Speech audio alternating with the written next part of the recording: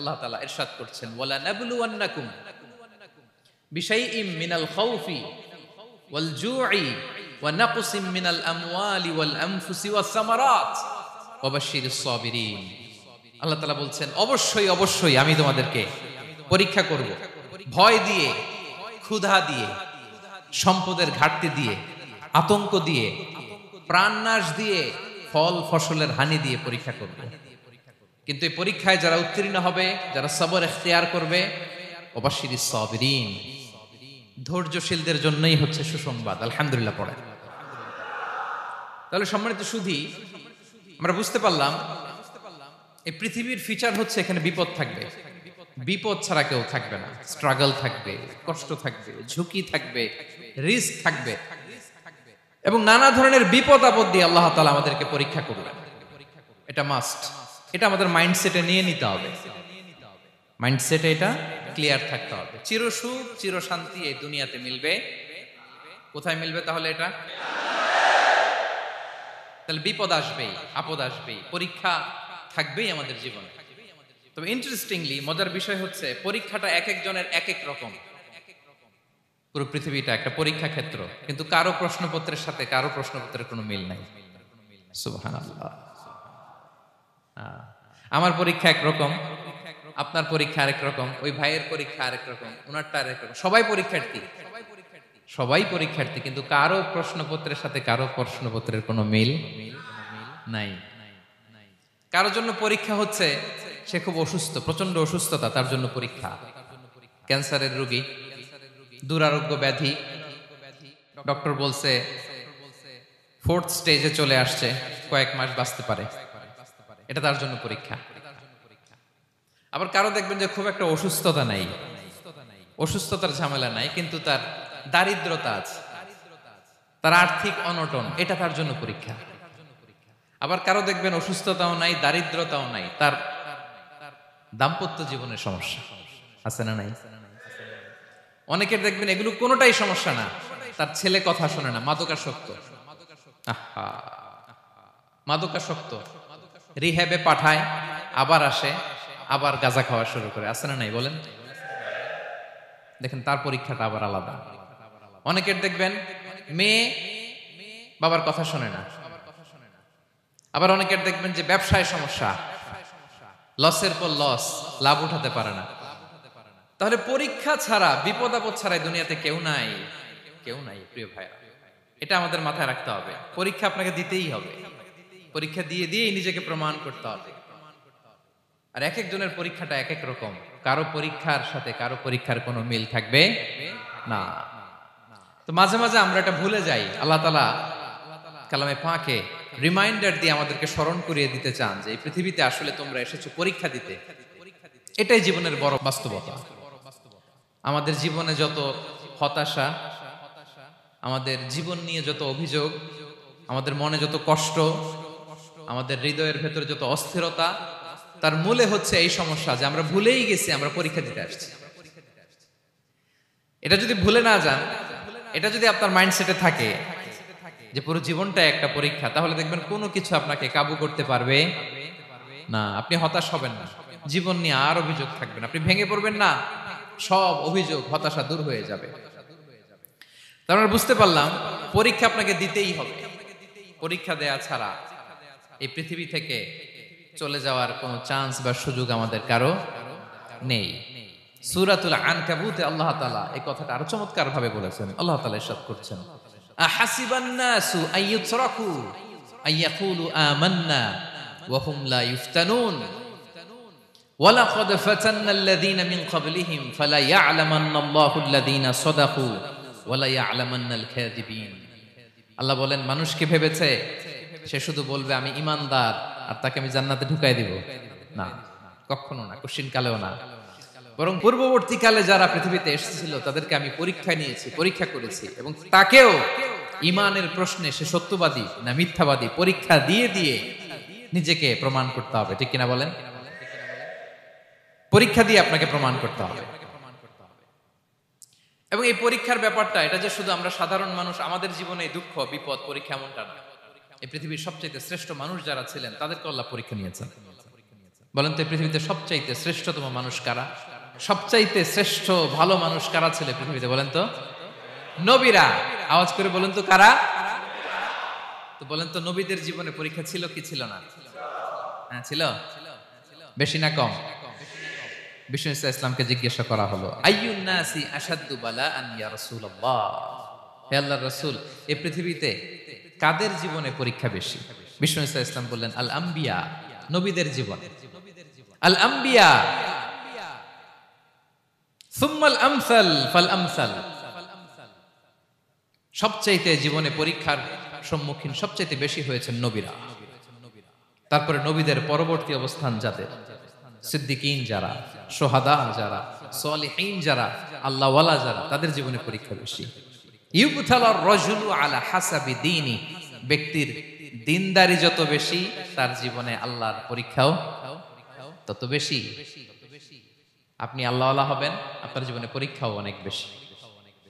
এজন্য ইমানদার হওয়া যেমনি মর্যাদার, ইমানদারের জীবনে পরীক্ষাও হবে অনেক বেশি। এবং পরীক্ষা যত বড়, খেয়াল রাখতে হবে, মন খারাপ করার কোনো সুযোগ নেই। পরীক্ষা যার জীবনে যত বড়, সেটাতে সফল হতে পারলে ওটার প্রতিদানও বড়। পরীক্ষা যত বড়, এটাতে সাকসেস হইতে পারলে এটার রিওয়ার্ডও তত বড়। বিষ্ণু ইসলাম বলেন, ইযামুল জাযাই মাআ ইযামিল বালা, বালা যত বড়, জাযাও তত বড়, প্রতিদানও তত বড়। আপনারা নবীদের জীবনে যদি খেয়াল করেন, দেখবেন যেই নবীর জীবনে পরীক্ষা যত বেশি, সেই নবীর জীবনে সফলতাও তত বেশি। সাইয়েদনা ইব্রাহিম আলাইহিস সালামের কথাটা একটু খেয়াল করেন তো, বলেন তো ওনার জীবনে পরীক্ষা কেমন ছিল? বেশি না কম? ওনার জীবনের পরীক্ষা থেকেই তো আমরা এই শব্দটা ব্যবহার করি। আমরা বলি অগ্নি পরীক্ষা। কি বলি? মানে আগুনে নিক্ষেপ করা হয়েছে সাইয়েদনা ইব্রাহিম আলাইহিস সালামকে, তাও স্বাভাবিকভাবে না, উলঙ্গ করে, ন্যাকেড করে ওনাকে অপমানিত করবার জন্য ওনার গায়ের জামা কাপড় খুলে উলঙ্গ অবস্থায় আল্লাহর খলিল সাইয়েদনা ইব্রাহিম আলাইহিস সালামকে অগ্নিকুণ্ডে নিক্ষেপ করা হয়েছিল। এরকম এক্সপেরিয়েন্স এই অডিটোরিয়ামের ভেতরে আমাদের কখনো হয়েছে? তাইলে সাধারণ মানুষের জীবনের পরীক্ষা আর নবীদের জীবনের পরীক্ষার মধ্যে পার্থক্য আছে না নাই? ওই পরীক্ষায় উনি পাশ করে ফেললেন। ৮৬ বছর পর্যন্ত আল্লাহর কাছে দোয়া করলেন, আল্লাহ আমাকে একটা নেককার সন্তান দাও। আল্লাহ সন্তান দেয় না। ৮৬ বছর পরে আল্লাহ তাআলা সাইয়েদনা ইব্রাহিম আলাইহিস সালাম এবং হাজারের ঘরকে উজালা করে সন্তান দিলেন। সাইয়েদনা ইসমাঈল আলাইহিস সালাম পৃথিবীতে আসলেন কত বছর বয়সে? ৮৬ বছর বয়সের এখানে কেউ আছেন? হ্যাঁ, আছি আমরা? কেউ নাই। ৮৬ বছর বয়সে প্রথম সন্তান পেয়েছে। তাদের ঘরকে উজালা করে আল্লাহর নবী সাইয়েদনা ইসমাঈল আলাইহিস সালাম আসলেন। এবার আল্লাহ বললেন, যাও স্ত্রীকে আর এই কলিজার টুকরা সন্তানকে, থাকো তো প্যালেস্টাইনে, প্যালেস্টাইন থেকে ১৫০০ কিলোমিটার দূর, দ্য ব্যারেন ল্যান্ড, ওই মক্কার ধুধুমরু প্রান্তরে রেখে আসো, যেখানে কেউ নাই, মানুষ নাই, গাছ নাই, পাখি নাই, পানি নাই, যাও রেখে আসো। আচ্ছা বলেন তো, ৮৬ বছর পরে যে লোকটা সন্তান পেল, বুঝে শুনে উত্তর দিয়েন, ৮৬ বছর পরে যে লোকটাকে আল্লাহ তাআলা সন্তান দিল, তার হৃদয়ে ওই সন্তানের জন্য মায়া বেশি না কম? এমনি তো আমাদের প্রথম সন্তান, আমাদের প্রথম সন্তানের হিস্ট্রিটা একটু খেয়াল করেন তো। প্রথম আমাদের যে মেয়ে হয়েছিল বা যাদের ছেলে হয়েছিল, তার প্রতি আদর, সোহাগ, দরদ, ভালোবাসা, আল্লাহ কত ছিল। আর ৮৬ বছর বয়স আল্লাহ তাআলা ওনাকে সন্তান দিলেন, দিয়ে বললেন যাও হাজারকে আর ইসমাঈলকে মক্কার ধুধুমরু প্রান্তরে রেখে আস। আল্লাহ তাআলা বলতে দেরি, চলে যেতে দেরি নাই, মুহূর্তে উনি রওনা হয়ে গেলেন। সুবহানাল্লাহ পড়বেন না? রেখে আসলেন মক্কার ধুধুমরু প্রান্তরে। এবার আল্লাহ বললেন, যাও রিটার্ন ব্যাক টু প্যালেস্টাইন, প্যালেস্টাইনে চলে যাও। চলে গেলেন, হৃদয়টা ভেঙে খান খান। অনেক বছর পরে আল্লাহ তাআলা আবার অনুমতি দিলেন, যাও এবার ছেলেকে দেখে আসতে পারো, যাও প্যালেস্টাইন থেকে আবার মক্কায় যাও। সাইয়েদনা ইব্রাহিম আলাইহিস সালাম প্যালেস্টাইন থেকে আবার ১৫০০ কিলোমিটার পথ পাড়ি দিয়ে, এখনকার মতো ফ্লাইটে যায় না, গাড়িতেও না, উটে করে। কিসে করে? উনি যে কতবার মক্কা থেকে ফিলিস্তিন এসেছেন আর গিয়েছেন, কোনো ইয়ত্তা নাই, হিসাব নাই। গেলেন, এবার ছেলেটা হাঁটতে পারে, দৌড়াতে পারে, একটু একটু কথা বলতে পারে, আব্বা আব্বু ডাকতে পারে, কেমন মায়া লাগে বলেন তো? মায়া ভালোবাসায় যখন টইটম্বুর, ঠিক ওই মুহূর্তে আল্লাহ বললেন ছেলেকে জবাই করো, জবাই করো ছেলেকে। আল্লাহ তাআলা বলতে দেরি করেছেন, আল্লাহর আদেশ পালনে 1 সেকেন্ডও তিনি দেরি করেন নাই। ছুরি চালালেন, জান্নাত থেকে দুম্বা নিয়ে আসা হলো। এভাবে আল্লাহর নবী ইব্রাহিম আলাইহিস সালাম ওনার জীবনের প্রতিটি ক্ষেত্রে যেখানে আল্লাহ তাআলা ওনাকে পরীক্ষা নিয়েছেন, উত্তীর্ণ হয়েছেন। এবং দেখেন ওনাকে আল্লাহ তাআলা কি উপহার দিলেন, আল্লাহ তাআলা ওনাকে খলিলুল্লাহ উপাধি দিলেন, আল্লাহর বন্ধু। সুবহানাল্লাহ বলেন। আল্লাহ তাআলা বলছেন ওয়া ইযিবতালা ইব্রাহিম রাব্বুহু বিকালিমাতিন ফাআতাম্মাহুন ক্বালা ইন্নী জাঈলুকা লিন-নাসি ইমামা। আল্লাহ অনেকগুলো পরীক্ষা নিয়েছিলেন সাইয়েদনা ইব্রাহিম আলাইহিস সালাম, প্রতিটা পরীক্ষায় সাকসেসফুলি পাস করেছেন, গোল্ডেন এ প্লাস। আল্লাহ বলেন ইন্নী জাঈলুকা লিন-নাসি ইমামা, I'm gonna make you the leader for the entire human being. I'm gonna appoint you as a leader for the entire universe. গোটা বিশ্বের জন্য, গোটা মানবতার জন্য আমি তোমাকে লিডার বানায় দিলাম। ইযামুল জাযাই মা'a ইযামিল বালা। পরীক্ষা যত বড়, ওই পরীক্ষায় পাশ করলে ওইটার ফলাফল ও প্রতিদানও বড়। তাহলে দেখেন প্রিয় ভাইরা, সাইয়েদনা ইব্রাহিম আলাইহিস সালামের জীবনে পরীক্ষার কোনো শেষ ছিল না। আমি আপনি কোথায়? আল্লাহর খলিলের জীবনে যদি এত পরীক্ষা থাকতে পারে, আমি আপনি কোথায় বলেন তো? এবার বলেন, সাইয়েদনা মূসা আলাইহিস সালাম ওনার জীবনে তো কোনো পরীক্ষা টরীক্ষার ছিল না। হ্যাঁ, গুণে শেষ করতে পারবেন? জন্মটাই তো হয়েছে পরীক্ষার মধ্য দিয়ে। মিশরের ছেলে সন্তান হইলেই ফেরাউন বলছে জবাই করো। ওনার মা এরকম সিন্ধুকে করে ভাসায় দিলেন নীল নদীতে। আল্লাহু আকবার। কি একটা রোমাঞ্চকর পরিস্থিতির মধ্য দিয়ে আল্লাহ তাআলা ওনাকে বাঁচালেন। সুবহানাল্লাহ। জন্মই হয়েছে পরীক্ষার মধ্যে। বড় হইলেন, ফেরাউনের ভয়ে দেশ ত্যাগ করলেন, মিশর থেকে মাদিয়ান। আবার আল্লাহর আদেশে যখন ফিরে আসলেন, আবার ফেরাউনের সাথে তর্ক বিতর্ক, যুদ্ধ। একটা রাত আল্লাহ নবী মুসা আলাইহিস সালাম শান্তিমতো মিশরে ঘুমাতে পারে নাই। একটা রাত শেষ পর্যন্ত এই ফেরাউন মুসা আলাইহিস সালামকে ধাওয়া করেছে। ফেরাউনের ধ্বংসের আগ পর্যন্ত সে মুসা আলাইহিস সালামকে ধাওয়া করেছে। তার মানে মুসা আলাইহিস সালাম এই বিপদ আপদ পরীক্ষা এগুলো থেকে মুক্তি পান নাই। এবার বলেন ঈসা আলাইহিস সালামের কথা, ওনার জীবনে তার পরীক্ষা ছিল না। কি পরীক্ষা ছিল? হ্যাঁ, আল্লাহু আকবার। Same scenario goes to the biography of every messenger in the world.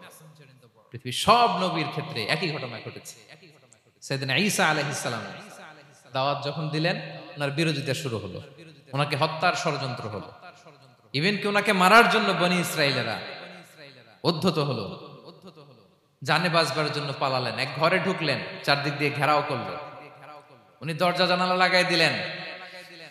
ওরা বললো একজন দরজা ভেঙে জানালা ভেঙে ভিতরে ঢুকো, ঢুকে দেখো বেটা ঈসা কি করে। একজন ভিতরে ঢুকছে, ঢুকার সাথে সাথে বল রাফাআহুল্লাহু ইলাইহি, আল্লাহ তাআলা ঈসা আলাইহিস সালামকে উপরে উঠায় নিলেন।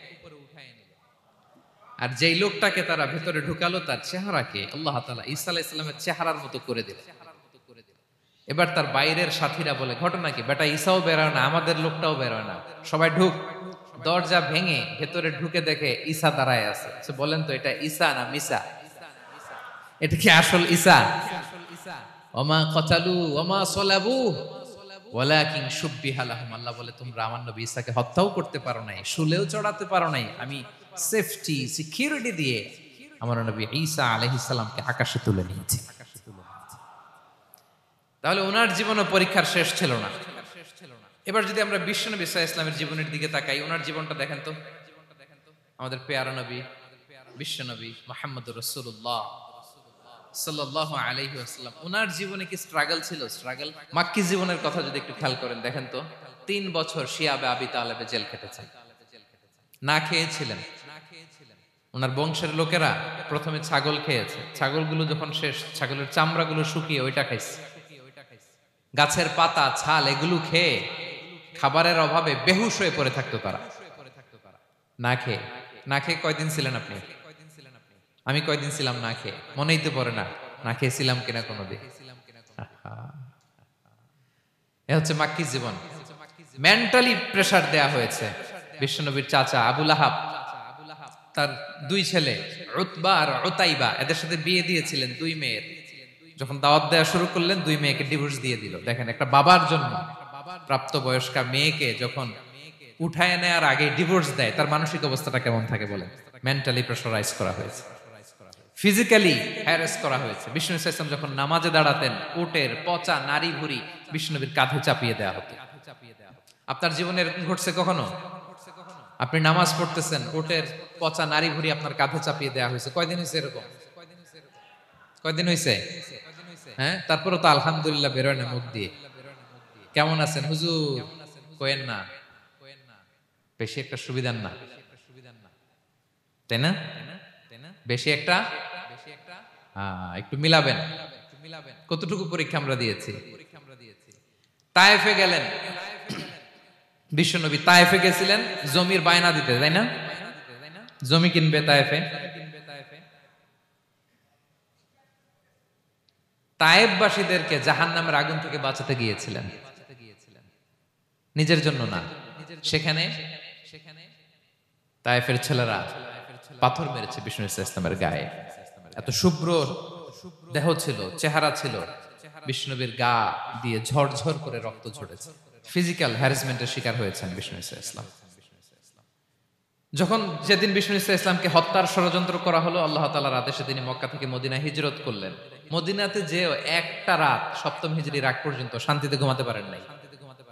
তিন দিকে তিন ইহুদি বসতি, বনু কাইনুকা, বনু নদীর, বনু কুরাইজা। আহা, খাওয়ার মধ্যে বিষ মিশিয়ে দেয়া হয়েছিল বিষ্ণু ইসলামের। বাজুর, খাসির বাজুর রান পছন্দ করতেন।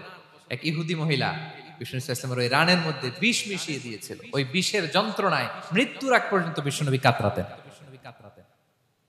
এবং উনি ইন্তেকালের সময় ওই বিষের ব্যথা যন্ত্রণাতে ইন্তেকাল করেছেন। বিষ্ণুনবীর ইন্তেকালটা শাহাদাতের ইন্তেকাল ছিল। বিষ্ণু ইসলাম বলেছেন, ওই যে খায়বার এলাকার ওই মহিলা যে আমার খাবারে বিষ মিশিয়েছিল, সেই বিষের যন্ত্রণা, বেদনা, কষ্ট আমি অনুভব করছি।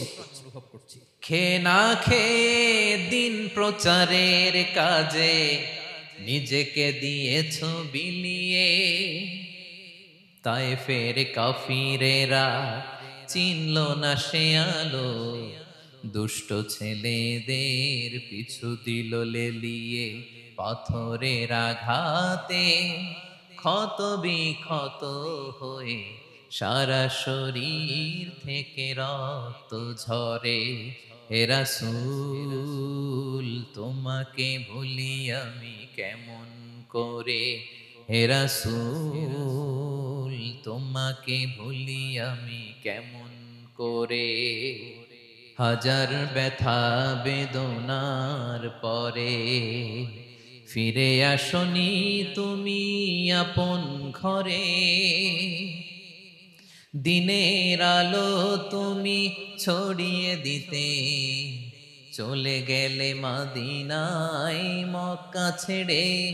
হে রাসূল তোমাকে ভুলি আমি কেমন করে, হে রাসূল তোমাকে ভুলি আমি কেমন করে।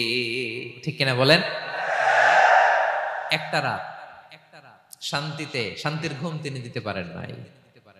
প্রিয় ভাইরা, তাহলে আমরা কি বুঝলাম? বিশ্বনবীর জীবনও পরীক্ষা ছিল কি ছিল না? আমাদের উপায় আছে? আমরা বাঁচতে পারবো এই বিপদ আপদ পরীক্ষা ঝঞ্ঝাল থেকে? বাঁচতে চাইলেও বাঁচতে পারবো? পারবো না।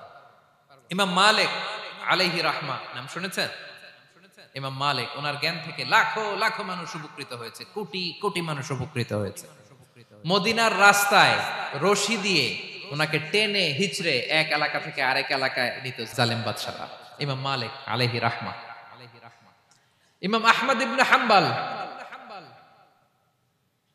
ওনাকে বেত্রাঘাত করা হতো, চাবুক দিয়ে পেটানো হতো। আমাদের মাযহাবের ইমাম আল ইমাম আল আযম আবু হানিফা আলাইহি রাহমা, ওনাকে কারাবন্দী করা হয়েছিল। তার মানে দেখেন, যত বড় বড় স্কলার, যত বড় বড় মাশায়েখ, এমনকি আম্বিয়া আলাইহিমুস সালাম, ওনারাও পরীক্ষা বিপদ আপদ থেকে রেহাই পান। পাইছে? তাহলে আপনি আর আমি পাবো? বলেন তো। তাহলে এটা আমাদের ব্রেইনে গেঁথে নিতে হবে যে জীবন মানেই এখানে বিপদ থাকবে, পরীক্ষা থাকবে, স্ট্রাগল করে করে আমাকে আগাতে হবে। কেউ আমার জন্য রেড কার্পেট বিছিয়ে রাখবে না। এই জীবনটা বড় জটিল। This is life, how it's design. এভাবেই পৃথিবীকে ডিজাইন করা হয়েছে। এখানে বিপদ আছে, কষ্ট আছে। এই পরীক্ষা দিয়ে দিয়ে আপনাকে উত্তীর্ণ হতে হবে। বুঝতে পেরেছেন প্রিয় ভাইরা? নাও দ্য কোশ্চেন অ্যারাইজ, এখন প্রশ্ন হচ্ছে কেন আল্লাহ এই পরীক্ষা নেন? কেন আল্লাহ তাআলা সূরা মুলকে বলেছেন এই পৃথিবী সাজানোর, এই জীবন মৃত্যুর এই খেলা, এটার উদ্দেশ্যটাকে আল্লাহ তাআলা স্পষ্ট করে বলেছেন, আল্লাযী খালাকাল মাউতা ওয়াল হায়াতা লিয়াবলুয়াকুম আইয়ুকুম আহসানু আমালা। জীবন মৃত্যু দিয়ে তোমাদের জীবনকে সাজানো হয়েছে এজন্য যাতে করে তিনি তোমাদের পরীক্ষা করতে পারেন। কি করতে পারেন? তোমাদের মধ্যে কে সৎকর্মে অগ্রগামী, কে কাজে ভালো, আমলে ভালো, এটা দেখার জন্য। বেসিকলি আল্লাহর দেখার প্রয়োজন নাই, আমাদেরকে দেখানোর জন্য এই পরীক্ষার আয়োজন। আমি ভালো করবো না খারাপ করবো এটা আল্লাহ জানে না? তো ওনার পরীক্ষা করা লাগে কেন? কথা বলেন। আমি জান্নাতি না জাহান্নামী এটা আল্লাহ জানেন না? বেসিকলি আমাদেরকে জানানোর জন্য এই পরীক্ষার আয়োজন। কাদেরকে জানানোর জন্য? মানে তুমি জেনে যাও তুমি জান্নাতি না জাহান্নামী। আমি ভালো করেই জানি। একটা ছোট্ট উদাহরণ দিলে বুঝতে পারবেন প্রিয় ভাইয়েরা। ধরেন আল্লাহ তাআলা দুইজনকে সৃষ্টি করলেন। উদাহরণস্বরূপ একজনের নাম আব্দুল্লাহ আর একজনের নাম আব্দুর রহমান। সৃষ্টির পরে আব্দুল্লাহকে বললেন, আব্দুল্লাহ আমি জানি তুমি পৃথিবীতে 50 বছর হায়াত পাইতা, খুব ভালো কাজ করতে, তুমি দুনিয়াতে অনেক ভালো কাজ করতে, এটা আমি আগেই জানি, আমার অসীম জ্ঞান বলে আমি আগে থেকেই জানি। তো যাও, তোমার এইমাত্র সৃষ্টি করলাম, যাও তুমি জান্নাতে ঢুকে যাও, কারণ আমি জানি তুমি জান্নাতি হবে। আচ্ছা, আর আব্দুর রহমান তুমি পৃথিবীতে খুব খারাপ কাজ করতে, এটা আমি জানতাম, তোমারে পাঠাইলে খারাপ কাজ করবা, তুমি সীমা লঙ্ঘন করবা, অন্যায় করবা, অপরাধ করবা, তুমি জাহান্নামী হবা, যাও। যেহেতু আমি জানি পরীক্ষার আর দরকার নাই, তোমারে জাহান্নাম দিয়ে দিলাম, যাও ঢুকে যাও। আব্দুল্লাহ ঠিকই জান্নাতে ঢুকে যাবে, আব্দুর রহমান কি ঢুকবে? ঢুকবে। সে বলবে, আল্লাহ এইমাত্র আমারে বানাইলেন, এইমাত্র আপনি আমাকে সৃষ্টি করলেন, সৃষ্টি করেই বলতেছেন তুমি জাহান্নামে যাও, আর বলতেছেন আমি জানি দুনিয়াতে পাঠালে তুমি খারাপ কাজ করবা, তুমি জাহান্নামী হবা, পাঠানোর আর কি দরকার, আগে থেকে জাহান্নামে যাও। আল্লাহ আপনি জানলে জানতে পারেন, আমি তো জানি না। ঠিক কিনা বলেন?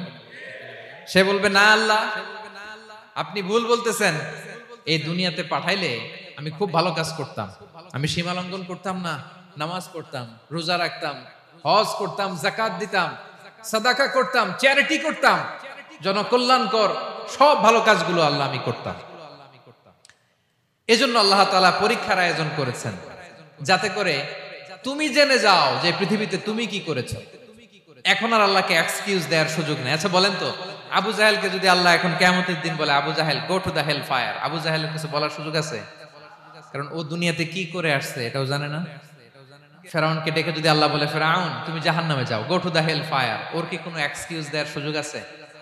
বলেন, সুযোগ আর আছে? কারণ তুমি দুনিয়াতে কি করেছো তোমার চেয়ে ভালো কেউ আর জানে। তা পৃথিবীতে এই পরীক্ষার, এই আয়োজনের সবচাইতে বড় উদ্দেশ্য হচ্ছে যাতে করে আমরা দেখে যাই যে আমরা কি কাজ করছি। কেউ যখন পরীক্ষা দেয় প্রিয় ভাইরা, ওই পরীক্ষায় কত পাবে তার একটা হিসাব আছে না?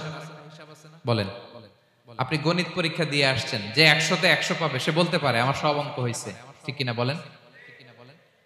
আর যে লাড্ডু গুড্ডু, লাড্ডু গুড্ডু বুঝছেন তো, কিছুই পারে নাই, ঘোড়ার ডিম, তারও একটা হিসাব আছে যে সে কিছুই লিখে আসতে পারে নাই। তাই পৃথিবীতে এই পরীক্ষার আয়োজনের প্রধানতম কারণ হচ্ছে যাতে করে আমরা বুঝে যেতে পারি যে আমরা কোথায় যাব, জান্নাতে না জাহান্নামে। প্রিয় সুধী, এ পর্যায়ে আমরা জানবো এই যে পরীক্ষা আল্লাহ তাআলা নিচ্ছেন আমাদেরকে, এই পরীক্ষায় সফল হওয়ার মূল মন্ত্র কি? কোরআনে বিভিন্ন আয়াতে এই পরীক্ষার কথা বলা হয়েছে এবং এই পরীক্ষার সফলতার মূল মন্ত্রও কোরআনে ঘোষিত হয়েছে। আলহামদুলিল্লাহ বলেন।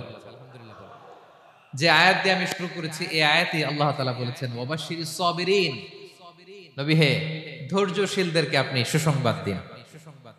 ধৈর্যশীলদেরকে সুসংবাদ দিন, তার মানে বিপদে ধৈর্য ধারণ করতে হবে প্রিয় ভাইরা। ইন্নামাস সাবরু ইনদা সাদামাতিল উলা, বিপদে আমরা অনেক সময় প্যানিক হয়ে যাই, অস্থির হয়ে যাই, কি করব, হতাশ না। মুমিনরা হতাশ হয় না, ধৈর্য ধারণ করে। কি করে? কি করে?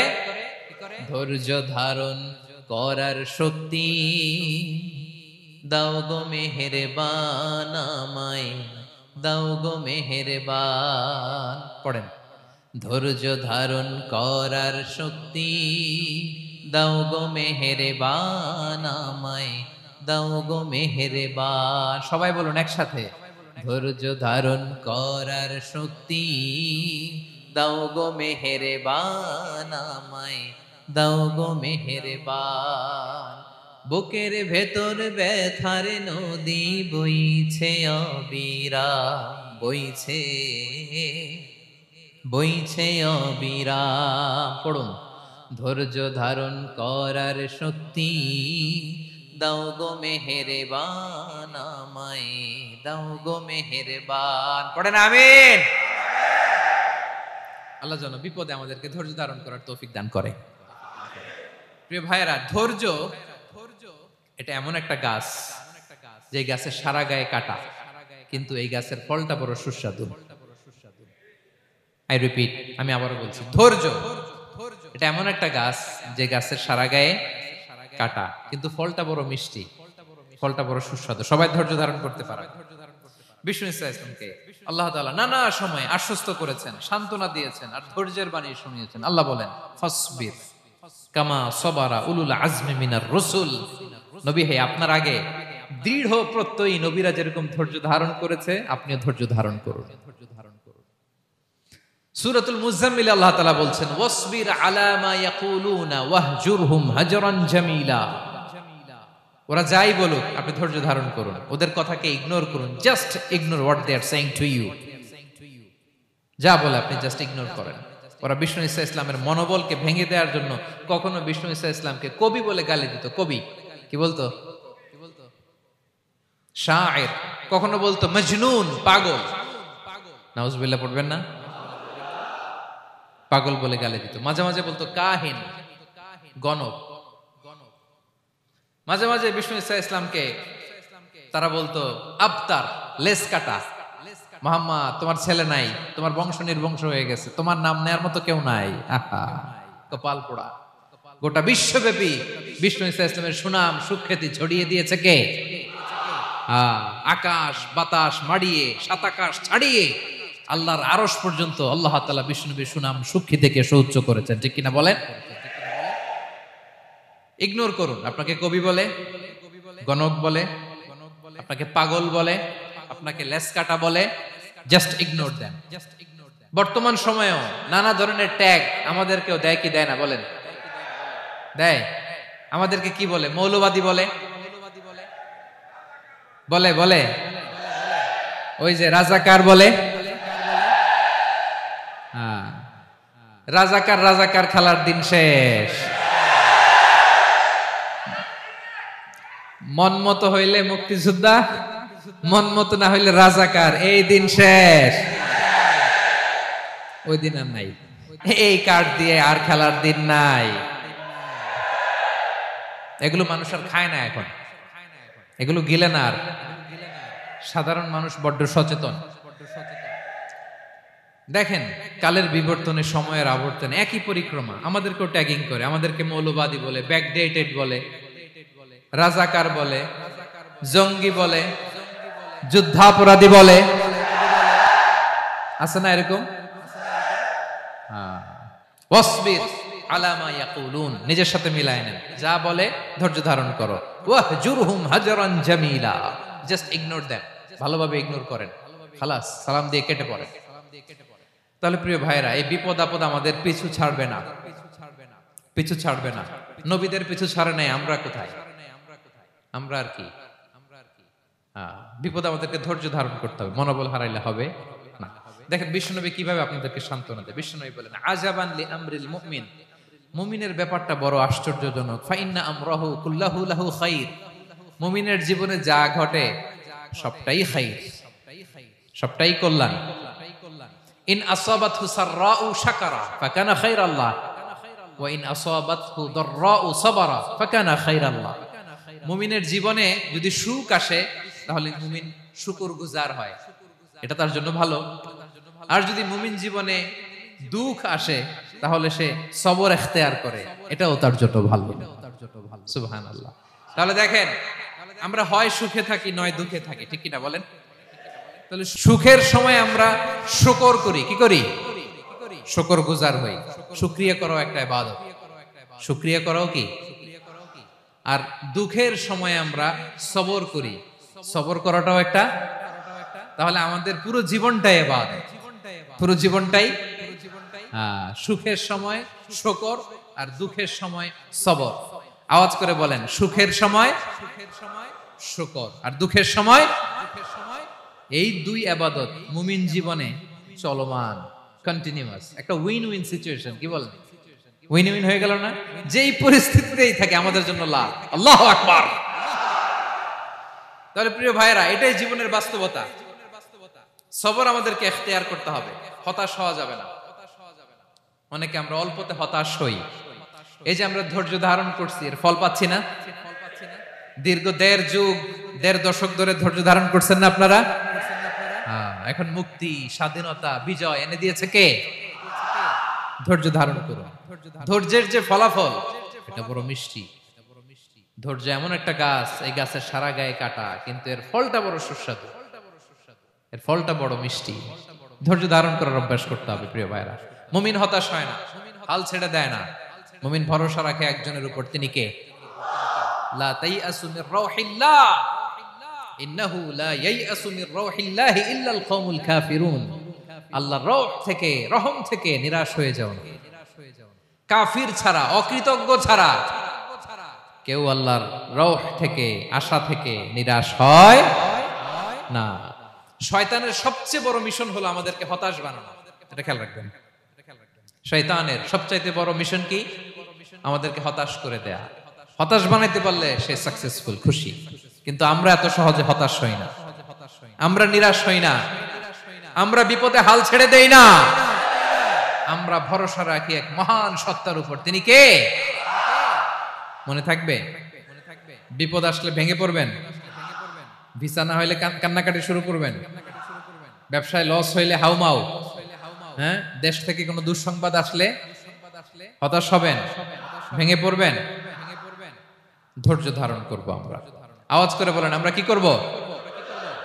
সবর। বিপদ ট্যাকেল দেওয়ার প্রথম স্টেপ হচ্ছে সবর। ধৈর্য ধারণ করতে হবে। অবশ্যই সাবিরিন, ধৈর্যশীলদেরকে সুসংবাদ দাও।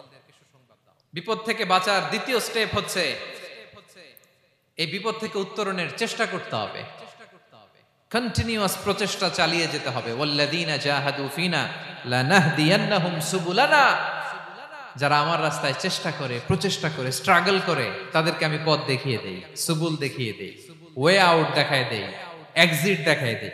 কোথাও আটকাবেন না আপনি, আপনাকে এক্সিট দেখাই দিবে কে? মালয়েশিয়াতে কেলুয়ার বলে না? কেলুয়ার কি বলে চিনেন? কেলুয়ার মানে কি? এক্সিট। এক্সিট পেয়ে যাবেন, আটকাবেন না আপনি জীবনে কোথাও। 3 নাম্বার, আল্লাহর উপর তাওয়াক্কুল করতে হবে বিপদ আসলে। ওমাইয়া তাওয়াক্কাল আলাল্লাহি ফাহুয়া হাসবুহ। আল্লাহর উপর যে তাওয়াক্কুল করে, আল্লাহই তার জন্য যথেষ্ট হয়ে যায়। তাহলে বিপদে প্রিয় ভাইরা আমরা প্যানিক হব না, ধৈর্য ধারণ করব, বিপদ থেকে উত্তরণের সর্বোচ্চ প্রচেষ্টা চালিয়ে যাব, আর ভরসা রাখবো একজনের উপর, তিনি কে? আর বিপদ আসলে এটাকে নেগেটিভলি নেবেন না সব সময়। বিপদ আপদ এটা অনেক পজিটিভ, ভালো জিনিস আমাদের জীবনে বয়ে নিয়ে আসে। শাইখুল ইসলাম ইবনু তাইমিয়া আলাইহি রাহমা উনি বলতেন, খুব দামি কথা, খুব হেভি ওয়েট কথা, মনোযোগ দিয়ে শুনুন। তিনি বলতেন, যে নেয়ামত তোমাকে আল্লাহ থেকে দূরে সরায়, ওই নেয়ামতের চেয়ে বিপদ ভালো, যে বিপদ তোমাকে আল্লাহর দিকে ধাবিত করে। আই রিপিট, আমি আবারও বলি, যে নাজ নেয়ামত তোমাকে আল্লাহ থেকে দূরে সরিয়ে দেয়, সে নাজ নেয়ামতের চেয়ে ওই বিপদ আপদ ভালো, যে বিপদ আপদ তোমাকে আল্লাহর কাছে টেনে নেয়। তাহলে বিপদ আপদ আসলে আপনি হতাশ হবেন, আর কখনো দুঃখ করবেন? মুয়ারের ভাইয়েরা, আর মন খারাপ করবেন? আপনি খেয়াল করে দেখেন, বিপদ আসলে আমরা আল্লাহরে ডাকি বেশি। যখন অসুস্থ আপনি খেয়াল করেন তো, আল্লাহ আল্লাহ তুমি ছাড়া বাঁচানোর কেউ নাই, আল্লাহ আল্লাহ তুমি হেফাজত করো, আল্লাহ তুমি সুস্থ করে দাও। যখন লাইফ থ্রেট, দেখেন আপনি গুম হয়ে যেতে পারেন, আপনার কারাবন্দী করতে পারে, এরকম একটা বিপদের মধ্যে আছেন, তখন খেয়াল করেন তো আল্লাহর সাথে আপনার কানেক্টিভিটি, রিলেশনশিপটা কতটা ডেভেলপ হয়। কারণ বিপদে পড়লে আমরা আল্লাহরে ডাকি বেশি। তাহলে বিপদ আপদেরও কিছু পজিটিভ সাইড বা দিক আমাদের জীবনে আছে না নাই? অনেক পজিটিভ দিক আছে, কয়েকটা শেয়ার করি। এক নাম্বার, আল্লাহ, এক নাম্বার পজিটিভ সাইড তো বললাম, ইমাম ইবনে তাইমিয়া যেটা বললেন। এরপরে হচ্ছে মাঝে মাঝে আল্লাহ তাআলা আমাদের মর্যাদাকে আপগ্রেড করতে চায়, এলিভেট করতে চায়। আপনি ধরেন কোন একটা এয়ারলাইন্সের রেগুলার প্যাসেঞ্জার টিকিট কাটেন, মাঝে মাঝে হঠাৎ করে দেখবেন কাউন্টারে গেলে তারা বলে you are upgraded to business class অথবা you are upgraded to first class. যেহেতু রেগুলার প্যাসেঞ্জার, অনেক মাইলস জমা হয়েছে, আপগ্রেড করে দেয়। আল্লাহ তাআলা মাঝে মাঝে চায় তিনি আমাদের মর্যাদাকে, র্যাঙ্ক, এটাকে আপগ্রেড করবেন, কিন্তু আমার যে আমল আখলাকের অবস্থা, ওইটা দিয়ে ওই আপগ্রেড র্যাঙ্কে যাওয়ার সুযোগ নাই। বুঝতেছেন কথা? আল্লাহ চায় আমার লেভেল একটু আপ করতে, কিন্তু আমার আমলের যে অবস্থা, এতে আমি ওখানে যাই না। তখন আল্লাহ কিছু বিপদ আপদ দিয়ে, পরীক্ষা দিয়ে বান্দাকে টেস্ট করে। ওই পরীক্ষায় যদি উত্তীর্ণ হন, সাথে সাথে আল্লাহ তাআলা আপনার লেভেল বা র্যাঙ্ক আপগ্রেড করে দেয়। সুবহানাল্লাহ পড়বেন না? তাহলে লাভ না লস? আওয়াজ করে বলেন, লাভ না লস? মুমিন জীবনের সব লাভ। যত বিপদ আপদ আপনাকে স্পর্শ করে, প্রতিটাতেই আপনার জন্য কল্যাণ। বিষ্ণু ইসলাম বলেন, মা ইউসিবুল মুসলিমা মিন নাসাবিন ওয়ালা ওয়াসাবিন ওয়ালা হাম্মিন ওয়ালা হুজনিন ওয়ালা আযান ওয়ালা গাম্মিন হাত্তা শাওকাতি ইউশাকুহা ইল্লা কাফারাল্লাহু বিহা খাতায়া। আপনার জীবনে যত দুঃখ, যত যন্ত্রণা, যত টেনশন, যত অ্যাংজাইটি, যত ইনজুরি, এমনকি গোলাপ ফুল পাড়তে যে ওখানে যে কাঁটা বাঁধছে, বড়ই খেতে যে বড়ই গাছে ওঠার পর যে একটা কাঁটা বিঁধছে আপনার হাতে, এর কারণে আল্লাহ তাআলা আপনার গুনাহ মাফ করে দেয়। সুবহানাল্লাহ। তাহলে বিপদ আপদ দিয়ে আল্লাহ বান্দার মর্যাদাকে আপগ্রেড করে। বিপদ আপদে ফেলে আল্লাহ তাআলা বান্দার পাপ মোচন করে। বিপদ আপদ দিয়ে আল্লাহ তাআলা বান্দার শাস্তি মওকুফ করে। এমন পাপ করছেন, এটার জন্য শাস্তি বরাদ্দ হয়ে গেছে, কিন্তু আল্লাহ তাআলা ওই শাস্তি থেকে মাঝে মাঝে আপনাকে বাঁচাতে চায়, তখন কিছু বিপদ দিয়ে বান্দারে পরীক্ষা করে। উত্তীর্ণ হলেই আল্লাহ তাআলা ওই শাস্তিকে মওকুফ করে দেয়। তাহলে আসুন সামারি করি, পুরো আলোচনাটার সামারি করি। এক নম্বর সামারি হচ্ছে বিপদ আপদ, পরীক্ষা, স্ট্রাগল, কষ্ট, এটা সুন্নাতুল্লাহি ফিদ দুনিয়া। এই দুনিয়ায় আল্লাহর সুন্নাত, এর বাইরে কেউ যেতে পারে না। ইভেন নট দ্য মেসেঞ্জার্স, নবীরাও। আজকের আলোচনায় শুনছেন না নবীদের জীবন দিয়ে কি গেছে, ups and downs, test and trial, নবীরাও না। তাহলে এটা আমাদের মাইন্ডসেটের সাথে সেট আপ করে নিতে হবে যে অতীতে, বর্তমানে, ভবিষ্যতে বিপদ আপদ মুক্ত এই পৃথিবীতে কেউ থাকবে না। পারবেন? হ্যাঁ, এটা মাইন্ডসেটে নিয়ে নিতে হবে যে এটাই জীবন, বিপদ আপদ দিয়ে আল্লাহ পরীক্ষা করবেন। এটাই পৃথিবী। চির সুখ, চির শান্তি এই পৃথিবীতে খুঁজলেই পাওয়া যায় না। শুরুতে বলছিলাম না, চির সুখ, চির শান্তি। বলেন তো এটা কি দুনিয়ার ফিচার না জান্নাতের ফিচার? জান্নাতের ফিচার দুনিয়ায় খুঁজলে পাওয়া যাবে? যাবে না। তাহলে আজকের আলোচনার এক নাম্বার লেসন হচ্ছে বিপদ আপদ এটা সুন্নাতুল্লাহি ফিদ দুনিয়া। এই দুনিয়া আল্লাহর সুন্নাত, এটা থেকে মুক্তি পাওয়ার কোনো সুযোগ নাই, নবীরাও পায় নাই। দুই নাম্বার লেসন, বাঁচার যেহেতু সুযোগ নাই, we have to face it with patience, intellect and tawakkul. বিপদে অস্থির হওয়া যাবে না, এটাকে ফেস করতে হবে উইথ পেশেন্স, ধৈর্যের সাথে। বিপদ আমরা মোকাবেলা করব কিসের সাথে? ধৈর্য। প্যানিক হবেন না, অস্থির হবেন না, ধৈর্য ধারণ করবেন উইথ ইন্টেলেক্ট। আল্লাহর দেয়া আপনার ইন্টেলেক্ট খাটিয়ে এই বিপদ উত্তরণের সর্বান্তকরণের চেষ্টা প্রচেষ্টা আপনার চালায় যেতে হবে। আর সবশেষে আত-তাওয়াক্কুল আলাল্লাহ, ডিপেন্ডিং অন আল্লাহ, ভরসা করব কার উপর? আল্লাহর উপর। পারা যাবে তো? আচ্ছা, দুইটা লেসন গেল। তিন নাম্বার লেসন হচ্ছে আমাদের ছেলে মেয়েদেরকে we have to educate hour child regarding the test and trial in this dunya. দুনিয়ার এই বিপদ আপদের ব্যাপারে আমাদের ছেলে মেয়েদেরকে শেখাতে হবে, বুঝাতে হবে। ওরা ছোট মানুষ তো অস্থির হয়ে যায়, আব্বু আমার সাথে কেন এমন হয়, আমারই শুধু পেন্সিল চুরি হয়, আমারই শুধু এটা হয়, আমি পরীক্ষায় খারাপ করি, আমি ব্যথা পাই, আমার এই আমার সেই। ছোট মানুষ তো বুঝে না, ওরা বুঝাইতে হবে যে বাবা, this is the essence of life, এটাই জীবন, এটাই কি এই লাইফ হ্যাকস গুলো তাদেরকে শেখাইতে হবে। ডোন্ট বি প্যানিক, প্যানিক হওয়া যাবে না। This is how life is design, এটাই জীবন, বিপদ আপদ আসবে, এটাকে মেনে নিতে হবে, ছেলে মেয়েদেরকে শিখাইতে হবে, তাহলে তারাও প্যানিক হবে না। পারবেন তো ইনশাআল্লাহ? আচ্ছা, 4 নম্বর লেসন হচ্ছে যেটা আমরা জানলাম, এই বিপদ আপদ সবসময় আমাদের জন্য খারাপ না। সামটাইমস ইট ব্রিংস খায়ের for us if dealt properly. ঠিকমতো বিপদকে ডিল করতে পারলে এটা আসলে আমার জন্য আখেরে কল্যাণই বয়ে নিয়ে আসে। কি বলেন, তাই না? কল্যাণ বয়ে নিয়ে আসে। সব শেষ কথা হলো, আমরা যেন এই বিপদগুলোকে প্রপারলি ডিল করতে পারি, আমরা যেন সবর ইখতিয়ার করতে পারি। আল্লাহর কাছে চাইতে হবে, দোয়া করতে হবে, কারণ তৌফিক দেওয়ার মালিক কে? আল্লাহর কাছে যেন আমরা কায়মনোবাক্যে প্রার্থনা করতে পারি, আল্লাহ এই বিপদকে যেন আমরা ডিল করতে পারি উইথ সাবর, উইথ ইন্টেলেক্ট, উইথ তাওয়াক্কুল। আসল হাতিয়ার হচ্ছে এটা, দোয়া। আল্লাহর কাছে চাইবেন, মনোযোগের সাথে চাইবেন, আন্তরিকতার সাথে চাইবেন। উদউল্লাহ ওয়া আনতুম মুখিনুনা বিল ইজাবা। বিষ্ণু বলেন এমন ভাবে চাও যেন তুমি অনেকটা কনফার্ম যে তোমার দোয়া আল্লাহ কবুল করবেনই, এমন ভাবে চাও। অনেকে রোবোটিক দোয়া করে। রোবোটিক দোয়া মানে দোয়ার মধ্যে প্রাণ নাই, ধ্যান নাই, মন নাই, আগ্রহ নাই, ভালোবাসা নাই, ওই দোয়া আল্লাহ কবুল করে না। মনোযোগ দিয়ে চাইতে হবে চাওয়ার মতো, তাহলে আল্লাহ তাআলার পক্ষ থেকে তৌফিক পাওয়া যাবে। পারা যাবে তো ইনশাআল্লাহ? আল্লাহ তাআলা আমাদের সবাইকে বিপদে আপদে ধৈর্য ধারণ করার তৌফিক দান করুক।